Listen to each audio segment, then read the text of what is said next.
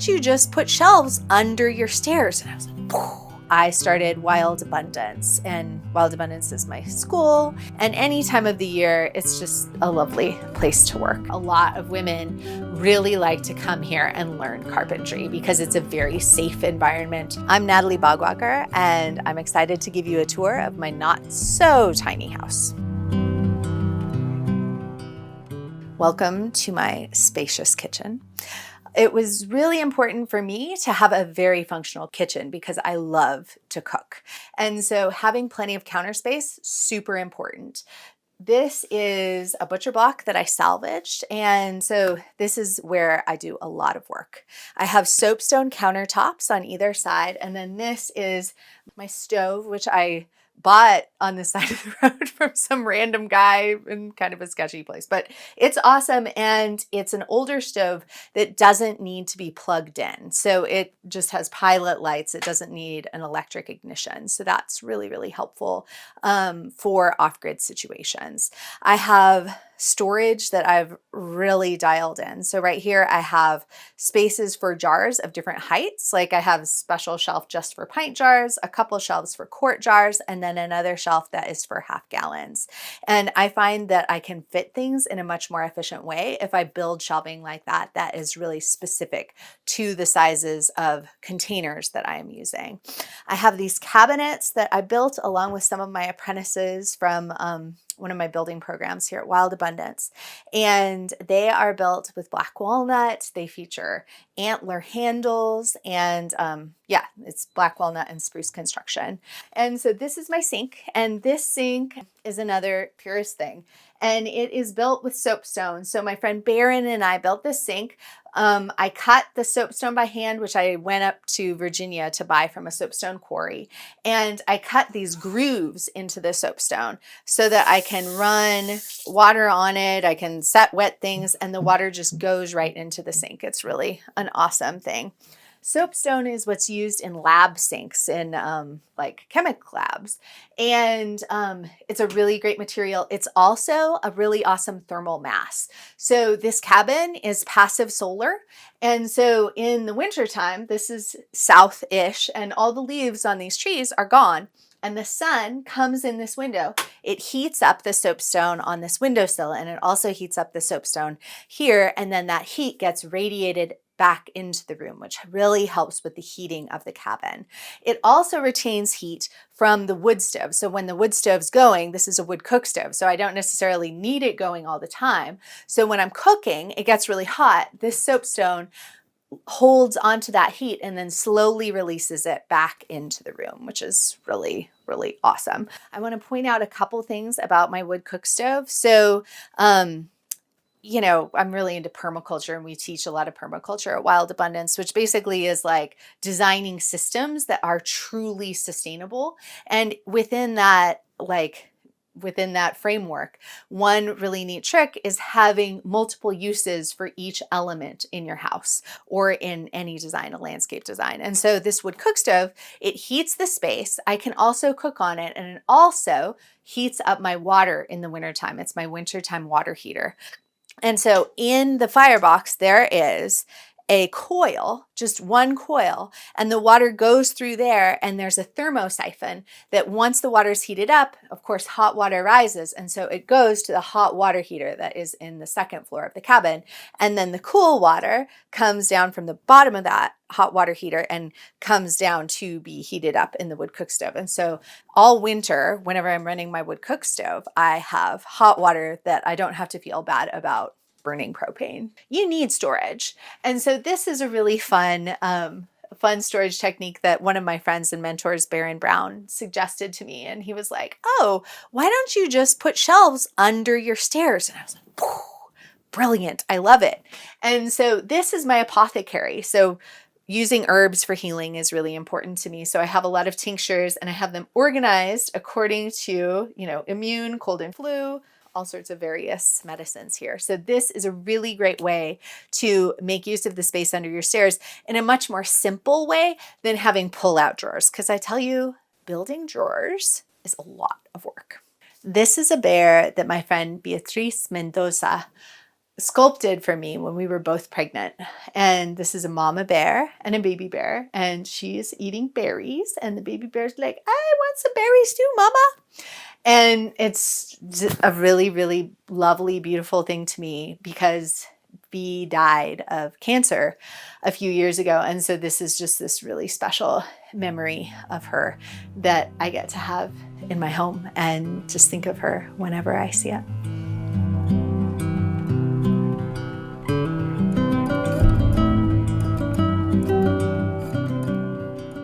Making crafts, building, and cooking was how I made my money. And then I started this event called the Firefly Gathering, and it's called Firefly Gathering Skills for Living with the Earth. And there I shared skills and grew this gathering to be 1,000 people, where there were morning and afternoon classes and these amazing instructors, and this huge crew put it together.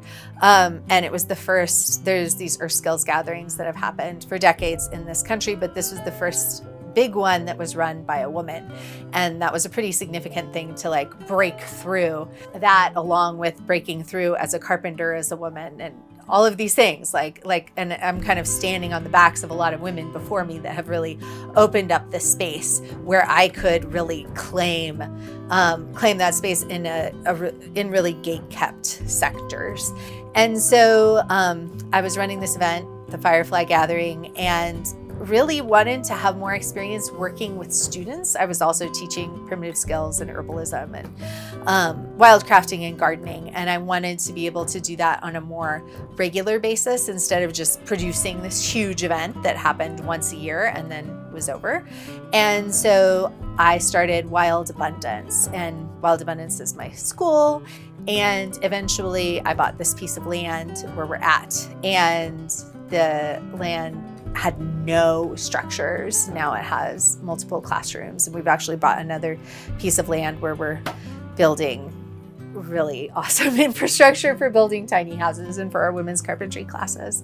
And so, yeah, living off the land and with the land has been something that is deeply important to me and has been deeply important to me probably since I was 6 years old. And the way that that has happened has changed, like whether it was at Wild Roots, where I was starting all of our fire, or where we were starting all of our fire by friction and cooking all of our food on an open flame, or whether it is now where, you know, a good bit of my work life running this school is on the computer and, you know, living in this cabin with my daughter and having this amazing community all around. And the craft of living a handmade life and living in a house that I built is really deeply significant and important to me. And I think that the architecture, and especially vernacular architecture of people building their own houses and with just themselves and with the community around them, is just deeply meaningful.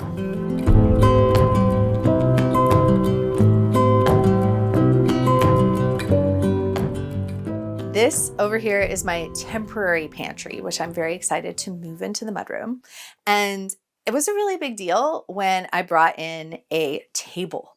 For a long time, I was eating on the floor, and this space was closed off, and I had a couch. This is the thing when you have a tiny house and you add on to it, it's an ever-evolving creature. And so that's really been the story of this cabin. Originally, it was a 12 by 16, 2-story cabin, and I've since added on an addition that's a parlor and a bathtub room, and then a room for my daughter's bedroom, and then a new porch.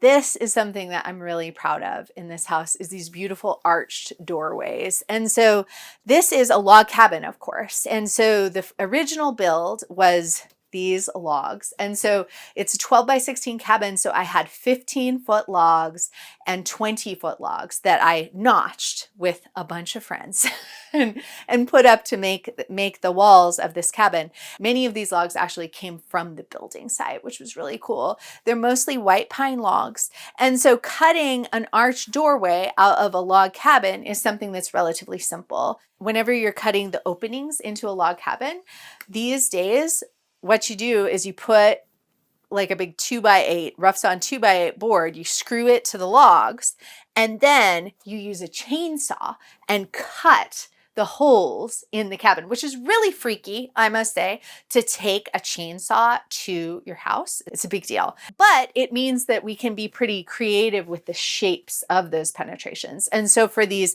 interior doors, it was really easy to do these arch doorways. And I'm like, why would I not have an arched doorway if I can? Because it just feels so magical to be going in and out through copper magic doorways. Welcome to my parlor. This room is 8.5 feet wide.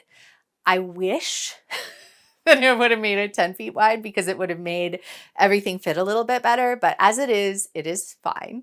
And so I'm able to fit 2 couches here, which I really like, being able to have a place to sit and be cozy with a group of friends. And so 3 people can sit on this couch, 3 people can sit on this couch, and then I bring in a chair and some cushions. And so we can have a group of about 10 be in this little space. And after living in just the 12 by 16 cabin for so long and not being able to host people in the wintertime, having a cozy place to host people makes a huge difference in my life. I recently added a mini split unit to this room, and that is really helpful in Western North Carolina. We live in basically a rainforest, and it's awesome and beautiful and lush, and there's not usually much danger of fire.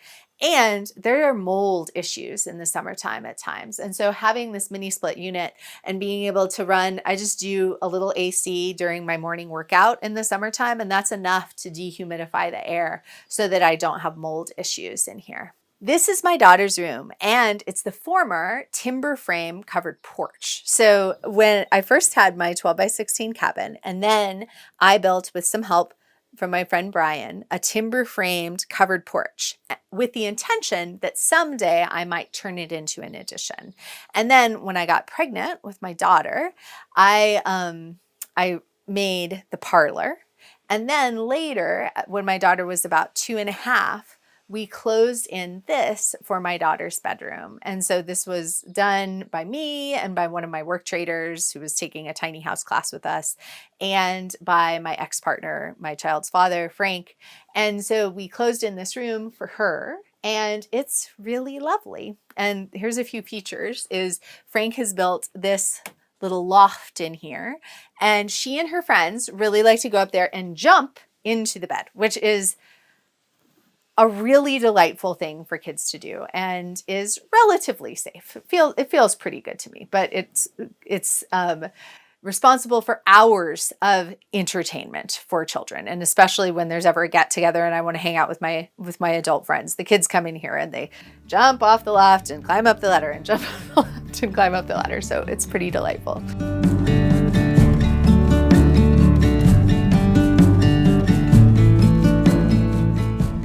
I started Wild Abundance about 14 years ago, a couple years after I started the Firefly Gathering. And initially I was just teaching workshops in parks or at a friend's backyard or these sorts of places.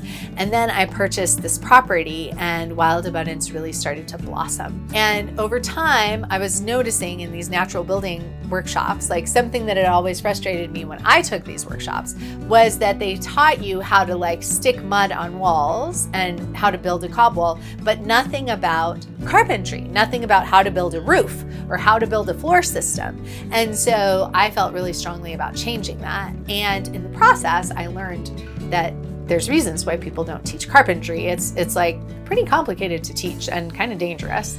And when I would be teaching these carpentry classes, and not just me, but other teachers that I hired, I would see the women and other female-bodied people just kind of like watching while the men and male-bodied people were like doing the thing.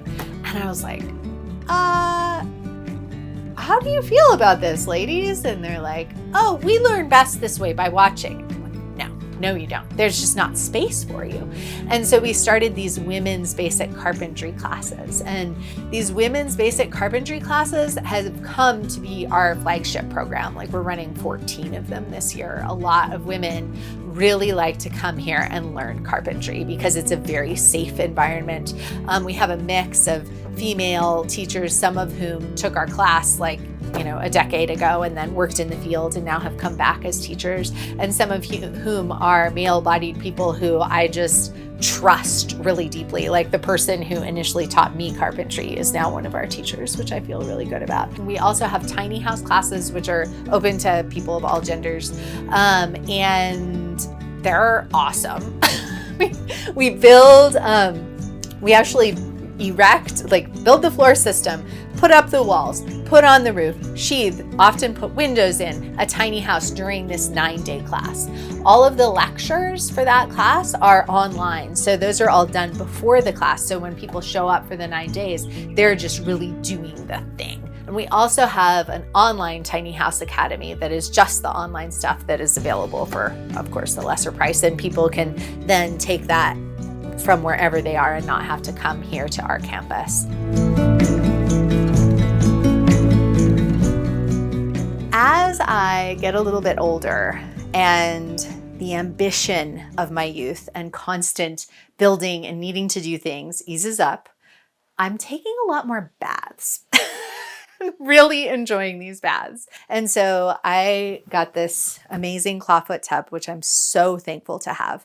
And this is a really fun thing, is just building this little bathtub stand, which is just a board that has another board attached to it. And this is an invention from my daughter's father, which is just fabulous. And it just really makes the bath such a wonderful experience. And I really like to create sacred space in this area of my house. And I think that it really nourishes me, because if you're a person who does a lot with your body and your hands, you really need to take the time to take care of your body as well. And that's what I do here. This is the upstairs. And so this is part of the original cabin. And I hate to say it, but I do a lot of work on a computer at a desk because I run a school. Wild Abundance. And so this is my desk. And so there's 2 workspaces at this desk, and it is made from cherry that was taken down and milled by my friend Eric, who's an arborist. And then I built these cabinets with my former apprentices that are cherry and spruce. This is slate, and it is salvaged from a roof that was on a house that was getting replaced with asphalt shingles. And so we salvaged these gorgeous slates. And in the winter, sun shines through that window and hits these slates. So in the winter, the sun is much lower than it is in the summertime. And so with this specific like roof angle and the placement of this window, I let in the winter heat, or the winter sun, but I block the summer sun because the summer sun is higher, so it gets blocked by the little roof. And so this gets heated up in the winter time and then radiates that heat back out into the room. And the effect is pretty significant. Like if you come up here, you can put your hands on here. It feels very warm and really lovely on those chilly days. So yeah, this is a great workspace. During the early spring, I sit at this spot on my desk, and this cherry tree is in full blossom. And so I just have this view like I'm in a tree house of this tree that's coming through my deck, and just completely full of flowers. And any time of the year, it's just a lovely place to work. This is my cave. So this ceiling is made from tulip poplar bark that I peeled from trees here. One of my friends needed some trees taken down so her garden could have more sun. And so this is tulip poplar bark from those trees. And I only had enough of the bark to put on one ceiling, either this one or the one in my office. And I chose to put it in here because when you're in bed, you look up at the ceiling a lot. So it's like, I want to have a really cool ceiling above my bed. And so when I was designing my cabin, originally the whole thing was about 1.5 feet lower. And this part was just going to be open to like bring sun into the kitchen. And then I was doing some design exercises that I introduced to our students in our tiny house classes, where I was trying to fit everything into the space. Like I had a little drawing of the space and little cutouts of my desk and my bed and all of these things. And I tried fitting everything and I just couldn't. And so I decided to raise the 2nd floor and make this into like my cave bedchamber type of reality, because this whole thing is a Claire story like this. And so utilizing this space definitely doesn't make sense to have this be an office or a workout room or a living room, but it's really perfect to be a little bed chamber. And this is the hot water heater that I mentioned before when we were looking at the wood stove. And so this is where the water is stored once it's heated up. It comes up here and stays in here. And then there's a stovepipe from the wood cook stove that's downstairs. And having that really long stovepipe allows for all of the heat from the fire to be given up into the cabin. Because if you just have a short exposed stovepipe, it can't release all of the heat, and a lot of heat is just given out to the atmosphere, which is not what you want. If you're trying to burn wood and get all the heat out of it that you can and be the most efficient and burn as little wood as possible. And so this really makes a huge difference.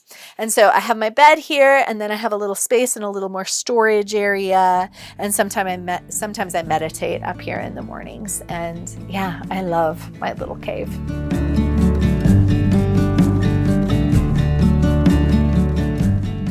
So you might be watching this and be like, wow, that's pretty amazing, but I don't know if I could do that. And I would say that you can. It just really takes a lot of hard work and a lot of putting yourself into a position that might not be the most comfortable. And I think that if you're able to give up a lot of luxuries, it's possible to do really amazing things, but you have to work really hard and you have to be willing to sacrifice. And I think that if you're able to do that, it can be possible to